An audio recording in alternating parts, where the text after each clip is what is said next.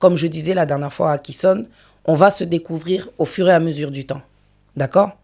La timidité peut être un frein, mais tu n'as pas idée de tout ce que Dieu a mis en toi. Donc tout d'abord, comme David Laroche il le disait, il faut travailler ces points qui te paraissent être impossibles à surmonter. Par exemple, moi, j'avais du mal à regarder les gens dans les yeux lorsque je leur parlais. Et ce que conseille David Laroche, c'est que chaque jour, quand tu parles à quelqu'un, tu essayes de le regarder ne serait-ce que quelques secondes. Chaque progrès compte. Chaque progrès, chaque pas que tu fais, il faut le considérer comme étant, comment dire, un escalier. Tu es en train de monter. Tu le notes, tu le considères en fait.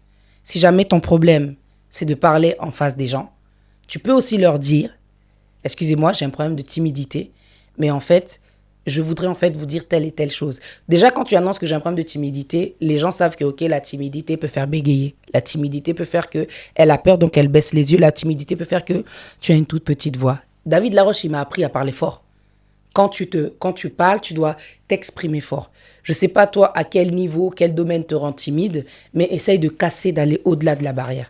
Ce que je peux te conseiller, c'est vraiment d'aller auprès de Dieu, d'accepter Jésus-Christ comme Seigneur et Sauveur. Ça m'a sauvé de la timidité. Ça m'a fait montrer la vérité que Dieu avait pour moi depuis longtemps. Je ne t'ai pas donné cet esprit